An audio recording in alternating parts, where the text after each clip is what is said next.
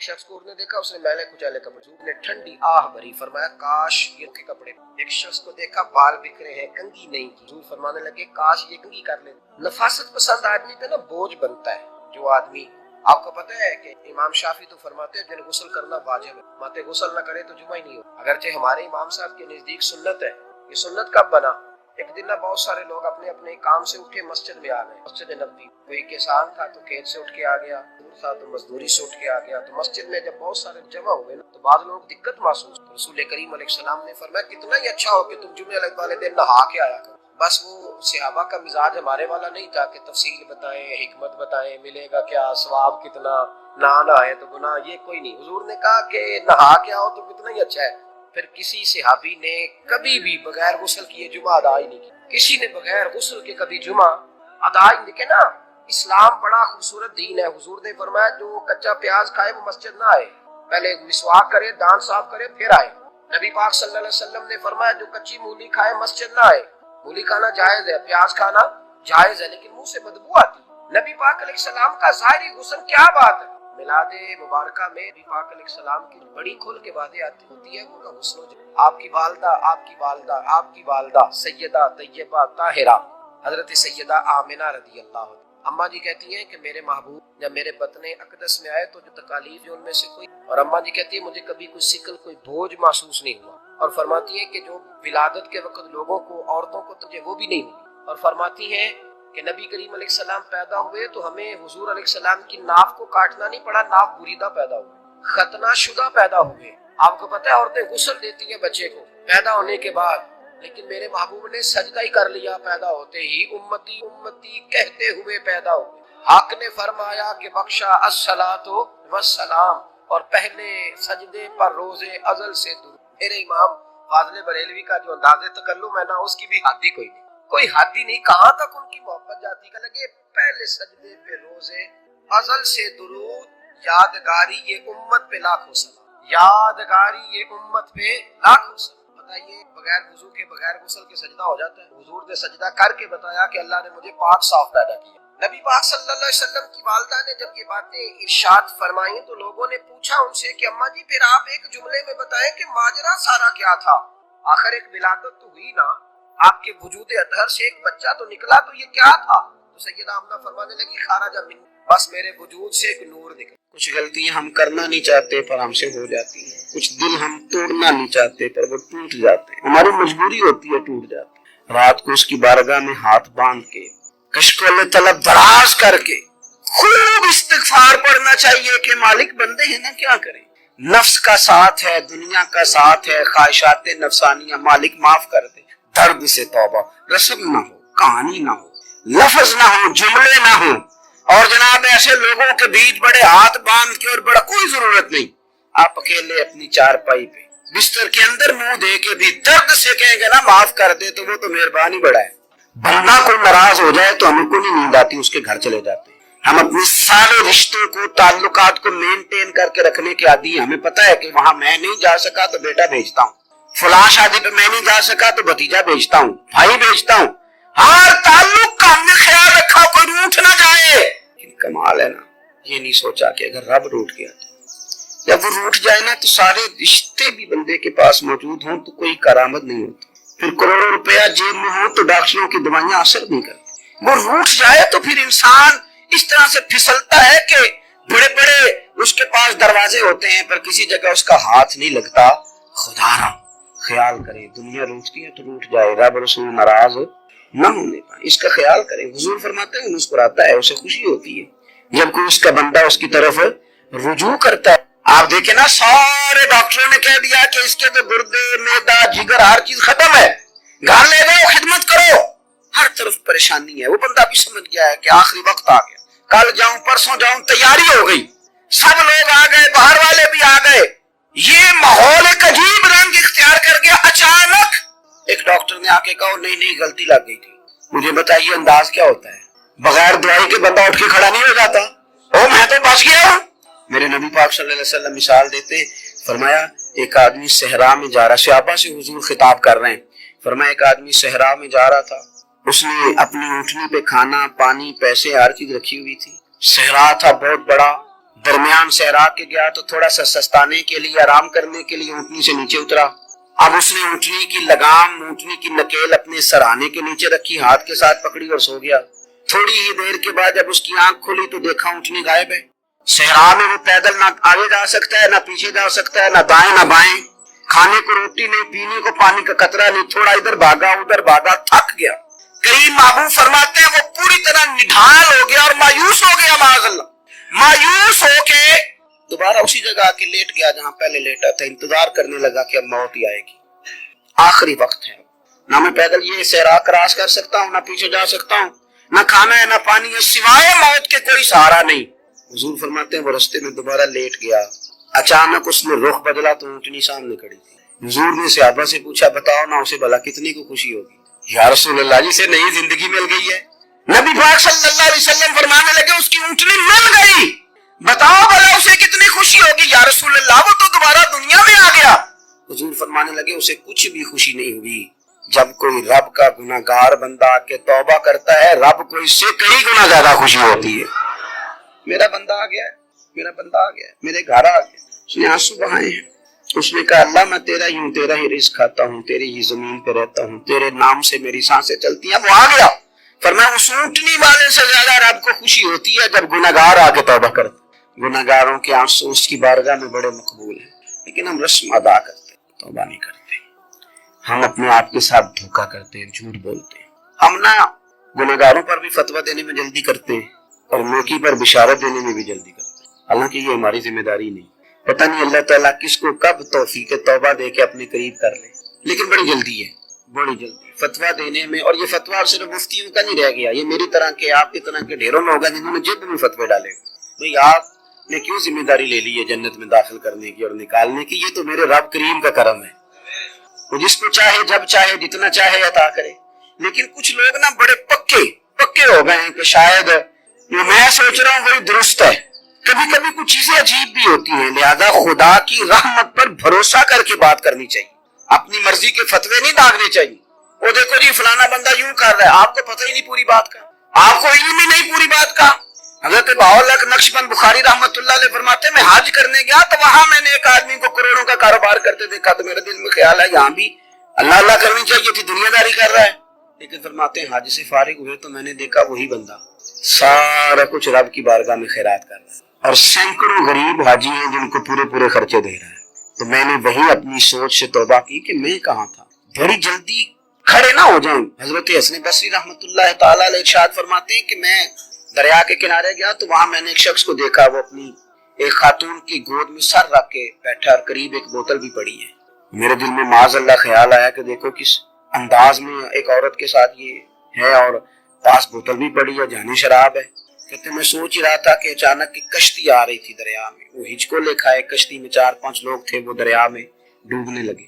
وہ آدمی تیزی سے اٹھا، دریا میں چھلانگ لگائی، پہلے ایک کو نکالا، پھر دوسرا نکالا، پھر تیسرا نکالا، ایک بندہ رہ گیا۔ کہنے لگا حضور مجھے تو آپ نے گناہگار سمجھا ہے، میں تو بڑے غلط انداز میں یہاں بیٹھا ہوں، آپ نے جو سوچا چلیں گے چوتھا بندہ آپ نکالنا ہے، کرے نا یہ کام، کرے نا یہ کام۔ بڑے بھولے بھالے بڑے اللہ والے ریاض آپ کو بس ہم ہی جانتے ہیں، اتنی جلدی فتویٰ۔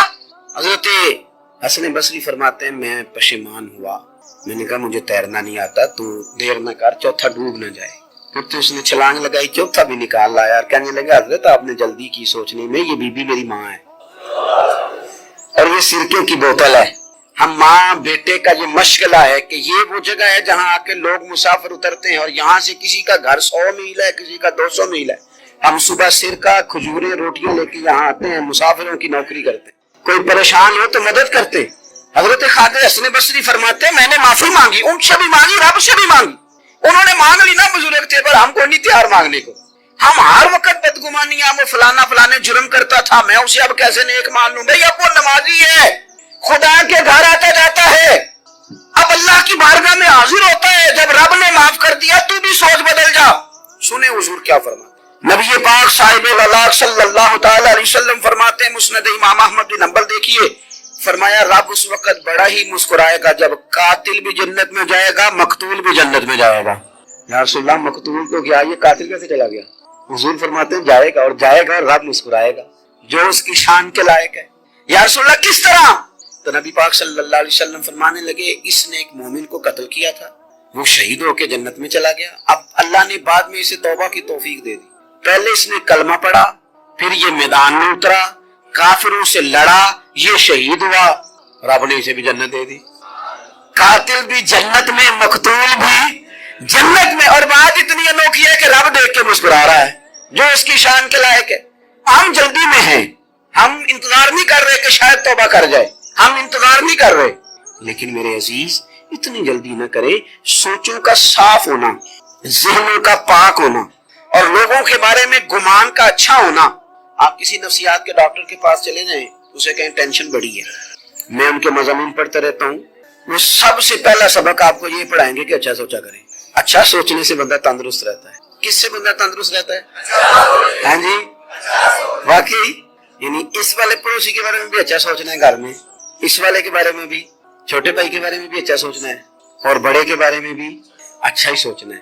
یعنی اپنی برادری قبیلے کے بارے میں بھی اچھا سوچیں، جو قبیلے کا نہیں اس کے بارے میں بھی چلیں تھوڑا سا اچھا سوچ لیں۔ اپنے بارے میں تو اچھا سوچا ہے بڑا، میں کہتا ہوں کہ ہم اپنی غلطیوں سمیت اپنے آپ سے بڑا پیار کریں، اور دوسرے کی ایک غلطی نظر آ جائے تو ہمیں گھیننا نہیں لگ جاتی۔ آپ جلدی نہ کریں، مالک نے موقع دیا ہے بندوں، نہ وہ کسی کا رزق چھین رہا ہے، نہ سانسیں چھین رہا ہے، وہ اپنی زمین پہ چلنے بھی دے رہا ہے، رہنے بھی دے رہا ہے، تو جب اس نے موقع دیا ہے آپ بھی تھوڑا موقع دیں۔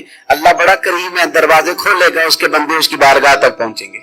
بدگمانیاں اور پھر بدگمانیوں کا عروج، اور اس لیول تک جا کے بات کر دینے کا جہاں سے خوف آئے کہ یار یہ بات نہیں کرنی چاہیے۔ کچھ لوگوں نے نا پکا ذہن بنا لیا یہ کہنے کا کہ ہاتھ بڑا تنگ ہے، پکا، آپ جس وقت پوچھ لیں ان کا ہاتھ اور بڑا ہی زیادہ تنگ ہے۔ آپ یقین کریں، بہن کا جو خامند ہے وہ کہہ رہا ہے کہ حصہ لے کے آ، تیرے بھائیوں کی کمائی تو نہیں تیرے ابا کی ہے، لے کے آ۔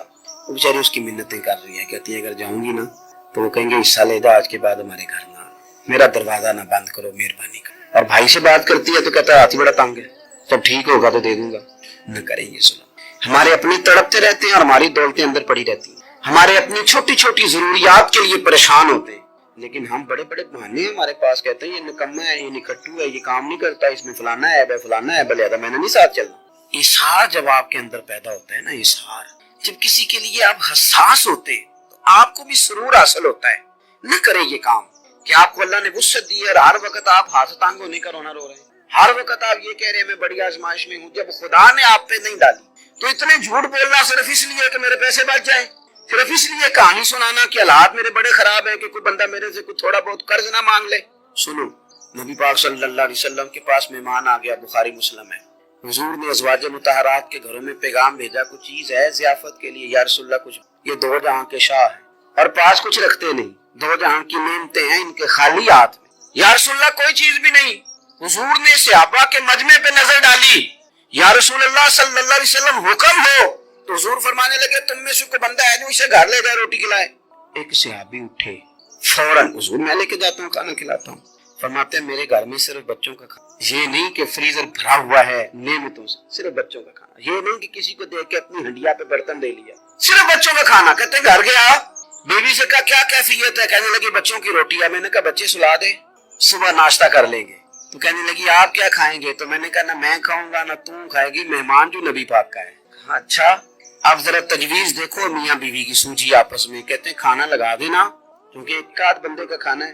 اپنی غربتوں کا ہر جگہ اظہار کرنا، رونا رونا، یہ دیکھو غربت کیسے چھپائی جا رہی۔ اس کو کہا نہیں کہ چل تو تھوڑا رحم کھا، تو آیا ہے تو تھوڑا رحم کھا، یہ نہیں کہا اٹھ کے نا تو کھانا رکھنا اور اٹھ کے نا چراغ ٹھیک کرنے کے بہانے بجھا دینا۔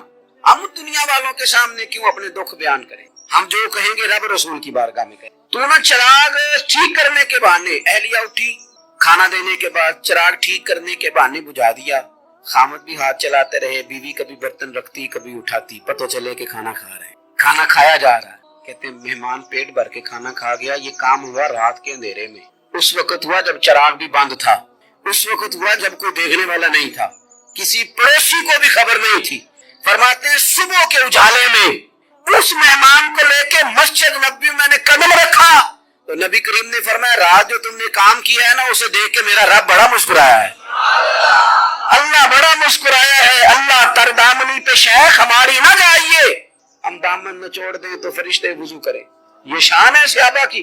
نبی کریم علیہ السلام نے فرمایا رب رات مسکرایا تیرا یہ انداز دیکھ کے، اور اس نے قرآن نازل کیا وَيُبْصِرُونَ عَلَىٰ أَنفُسِهِمْ وَلَوْ كَانَ بِهِمْ خَصَاصَةٌ، کچھ لوگ وہ ہیں جنہیں بڑی بھی ضرورت ہو تو دوسروں پر اثار کر دے، قربانی دے دیتے۔ رب مسکرایا ہے، اندر پیسے رکھے ہوئے ہیں، اندر پیسے رکھے ہوئے ہیں، اور بہن آ کے منت کر رہی ہے کہ بھائی حالات بڑے خراب ہیں، تھوڑی سی مہربانی کر، تو کہتے ہیں بہن پردہ یہ ہے بس، کیسے بتاؤں تو حالات، تجھے کیا بتاؤں، کام کتنی مشکل سے چلتا ہے، یہ پردہ یہ بس۔ بہرحال اگر تو نے کہا ہے نا 50,000 تو میں زیادہ نہیں، کوئی 20 کو دے دوں گا تجھے، وہ بھی خاصی نیکی کر کے، وہ بھی بتا سکھا کے، رات اماں پہ علیحدہ سے احسان چڑھاؤں گا، ابا پہ علیحدہ سے چڑھاؤں گا کہ تمہاری بیٹی کے ساتھ سارے علاقے کو ویسے ہی بتا، اور وہ غریبنی بیچاری 20,000 لے کے گھر پہ سفارشیں کر رہی ہے کہ مہربانی کرو۔ میں نے ایسے بھی دیکھے ہیں جو پہلے بیوی کو پکڑاتے ہیں، تم دے، اس لیے کہ پھر وزیر اعظم تو ڈنڈا نکال لے گا تو بڑا مشکل ہو جائے گا پھر گھر میں رہنا، لہذا وہ یہ تو آگے لگ۔ یہ کیا لہجہ ہے آپ کا؟ یہ تو کسی کو بھی دے تو چھپا کے دینے کا حکم، کسی کو بھی دے تو ہمیں حکم یہ ہے کہ سیدھے ہاتھ سے دینا ہے، الٹے کو خبر ہے، اور یہ جو بالکل ہی اپنے، ان پر تو پردہ پوشی آپ کے لیے ویسے ہی ضرورت تھی۔ میرے عزیز، رب مسکراتا ہے۔ میرے نبی پاک علیہ السلام نے یہ اعمال ہمیں بتائے جن پر اللہ مسکراتا ہے، خوش ہوتا ہے، اور بعض لوگوں کو حضور نے نامینیٹ کیا۔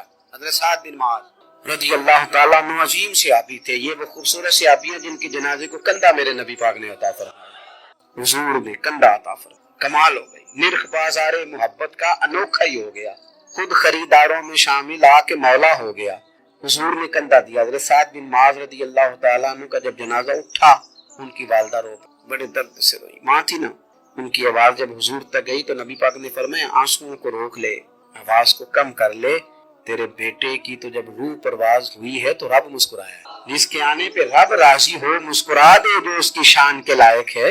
یہ تو وہ لوگ ہیں کہ جن کے جانے پر نا رب، وہ کسی نے کہا تھا کہ میرے مرنے پہ ہر سو شور مچ جائے گا، دیکھو گے میرے مرنے پہ ہر سو شور، تو پتہ چل جائے گا جب ہم جائیں گے، میرے مرنے پہ ہر سو شور مچ جائے گا، دیکھو گے، اور کہنے الوداع سرکار خود تشریف لائیں گے۔ اور درویش کہنے لگے بعد مرندے مکھڑا میرا ہو جاوے جے تازہ، پھر سمجھ لینا محبوب میرے نے آن پڑے ہے جنازہ، اور عاشق کا جنازہ ہے ذرا دھوم سے نکلے، اور محبوب کی گلیوں سے ذرا گھوم کے نکلے۔ فرمایا کہ ان کے تو جانے پہ رب کریم، اور حضور نے ایک دعا بھی دی۔ حضرت ابو طلحہ، حضرت طلحہ رضی اللہ تعالیٰ عنہ صحابی تھے، ان کا وصال ہو گیا تو حضور نے دعا بھی دی، فرمایا یا اللہ جب میرا طلحہ ہے نا تو اس سے مسکرا کے بات کرنا، یہ تجھ سے مسکرا کے بات کرے جو تیری شان کے لائق ہے۔ قرآن مجید میں فرمایا ان اللہ بالناس لرؤوف الرحیم، بے شک اللہ اپنے بندوں پر بڑا ہی مہربان اور نہایت ہی رحم کرنے، رؤوف اور رحیم، بڑا مہربان ہے، کرم فرماتا ہے۔ اللہ تعالیٰ اپنے بندوں سے بڑا جلد راضی ہو جاتا ہے، وہ اپنے بندوں کو بہت زیادہ مشقت میں نہیں ڈالتا، وہ اپنے بندوں سے اپنی نعمتوں کا بدلہ نہیں چاہتا، بہت سخت مشقت والی عبادتیں نعمتوں کے بدلے نہیں چاہتا، وہ بڑی جلدی رحم فرماتا۔ میرے نبی پاک صلی اللہ تعالیٰ علیہ وآلہ وسلم نے ارشاد فرمایا، بعض احادیث میں لفظ یہ ہے کہ اللہ اپنے بندوں کو دیکھ کے مسکراتا ہے جو اس کی شان کے لائق۔ جس ترتیب سے ہم مسکراتے ہیں، جس ترتیب سے ہم روتے ہیں، جس ترتیب سے ہم کسی بات کا اظہار تشکر کرتے ہیں، خدا ان باتوں سے پاک ہے۔ اب بہت ساری حدیثوں میں آیا کہ وہ مسکراتا ہے، تو کیا مطلب ہے مسکرانے کا؟ تو علماء تفسیر نے لکھا ہے مسکرانے کا مطلب یہ ہے کہ وہ بڑا ہی راضی ہوتا ہے اپنے بندے سے، بڑا راضی ہوتا ہے، یہ مطلب۔ ایک تو مسکرانے کا مطلب یہ ہے کہ وہ بڑا راضی ہو گیا، بڑا راضی ہو گیا، وہ مسکرا دیا اپنے بندے، اور ایک اس کا معنی خود نبی پاک صلی اللہ تعالی علیہ وسلم نے بیان فرمایا۔ مسند امام احمد بن حنبل میں حدیث ہے، حضور سید عالم علیہ السلام سے صحابہ نے پوچھا یا رسول اللہ شہید تو بڑے لوگ ہوتے ہیں، شہیدوں میں افضل کون ہے؟ تو اللہ کے حبیب علیہ السلام فرمانے لگے وہ والا بندہ جو ڈٹ گیا تھا کافروں کے مقابلے میں، وہ ہلا نہیں، پوری طرح ڈٹ کے جو لڑا، وہ شہداء میں افضل ہے۔ حضور فرماتے ہیں وہ جنت کے بالا خانوں میں سیر کرے گا اور رب اسے دیکھ کے مسکرائے گا، رب اسے دیکھ کے مسکرائے گا، اللہ تعالیٰ مسکراتا ہے اسے دیکھ کے۔ اور اگلے جملے میں حضور نے وضاحت کر دی، فرمایا جب رب دنیا میں کسی پر مسکراتا ہے نا تو اس کا معنی یہ ہے کہ قیامت میں پھر اللہ اس سے حساب کوئی نہیں لے گا۔ جس پر اللہ دنیا میں مسکرا دیا اس سے کوئی حساب، تو وہ کام ڈھونڈنے چاہیے نا جس سے اللہ مسکرائے۔ ویسے کبھی ہم ایسا کرتے ہیں کہ نہیں کہ کسی کو راضی کیا جائے؟ یہ کام ہم کرتے ہیں کہ ہماری کمپنی کا جو سربراہ ہے وہ ہم سے راضی رہے، جس ادارے میں ہم پڑھاتے ہیں اس ادارے کا بڑا ہم سے راضی رہے، یہ کرتے ہیں ہم، اس کے لیے کچھ نہ کچھ ہیلے بہانے ہم کرتے ہیں برادری قبیلہ علاقہ بستی لوگ کسی طریقے سے ہمارے ساتھ مطمئن رہیں، کرتے ہیں نا یہ سارے کام، اس میں تھوڑی مشکل بھی ہمیں آتی ہے لیکن کرتے ہیں، کیا کریں، گھر میں بھی کئی دفعہ ایسا ماحول بنانا پڑتا ہے۔ چلیں ایک اور میٹھی مثال دیتے ہیں، زیادہ سمجھ میں آئے گی۔ چھوٹا بچہ خوش رہے، آپ اس کے لیے محنت نہیں کرتے، وہ چھوٹا ہے اس کو خوش کرنا فرض ہے ابا پہ، لیکن وہ کہتا ہے کہ میں نے موٹر سائیکل لینا ہے، چھوٹا ہے چلا ہی نہیں پائے گا، تو ابا پھر اسے راضی کرتا ہے، کہتا ہے بیٹے چھوٹا سائیکل لے لے، چل میں تجھے اڑانے والا جہاز لے دیتا ہوں۔ مقصود کیا ہے کہ اس کو ناراض نہیں کرنا، یہ روئے نہ، اس کا دل نہ ٹوٹے۔ یارو سنو نا میں کیا کہہ رہا ہوں، اگر چھوٹے بچے کے لیے وہ چیزیں ڈھونڈتے ہو، میرے ابا جی نا اپنے نواسے کے لیے کھلونا لے کے آئے تو بچہ بڑا ہی کھیلا تو ابا جی کہنے لگے لو پیسے پورے ہو گئے، بچے کو پسند بڑا ہے نا، پیسے پورے کر چھڑے نے، دیکھو نا جی کتنا اس کو راضی ہوا ہے۔ تو انسان کیا کرتا ہے کہ کوشش کرتا ہے، چھوٹا بچہ بھی ناراض نہ ہو تو وہ چیزیں وہ ڈھونڈتا ہے کہ اس کو کیا پسند ہے، چاکلیٹ لے جاؤں، فلاں چیز لے جاؤں، آئس کریم لے جاؤں۔ تو ایک بچے کے لیے، گھر کے لیے، سربراہ کے لیے اتنی محنت کرتے ہو تو وہ کام بھی ہمیں ڈھونڈ کے تلاش کرنے چاہیے نا، جس سے رب راضی ہوتا ہے، اللہ راضی ہوتا ہے۔ بتاؤ وہ کون کون سے کام ہیں؟ نبی کریم صلی اللہ تعالی علیہ وسلم نے ارشاد فرمایا 3 لوگ ہیں جنہیں دیکھ کے رب مسکراتا ہے۔ یا رسول اللہ صلی اللہ علیہ وسلم وہ کون کون سے؟ تو محبوب فرمانے لگے ایک وہ بندہ ساری مخلوق سوئی ہے، آدھی رات ہے، رات کا پچھلا پہر ہے، اس نے اٹھ کے وضو کر لیا، مصلی پہ کھڑا ہو گیا خدا کی یاد میں، فرمایا اسے دیکھ کے رب مسکراتا ہے جو اس کی شان کے لائق ہے۔ مسکراتا ہے اللہ، یہ تو سونے کا ٹائم تھا، یہ تو گہری نیند آنے کا وقت تھا، رات کا پچھلا پہر، رات پوے تے بے درداں نو نیند پیاری آوے تے درد منداں نو یاد سجن دی ستیاں وی آن جگاوے، اور ساون کی کالی راتوں میں جب بوندا باندی ہوتی ہے، وہ راتوں کو اٹھ اٹھ روتے ہیں جب خلقت ساری سوتی ہے۔ اللہ مسکراتا ہے۔ اور سننا میرے بھائی، میرے نبی پاک صلی اللہ تعالی علیہ وسلم فرماتے ہیں جب مسلمان نماز کے لیے صفیں بناتے ہیں نا، ترتیب لگ رہی ہوتی ہے، اب اللہ کی بارگاہ میں کھڑے ہوں گے، قیام کریں گے، رکوع کریں گے، سجود کریں گے، فرمایا جب مومن صفیں بناتے ہیں تو رب دیکھ کے مسکراتا ہے۔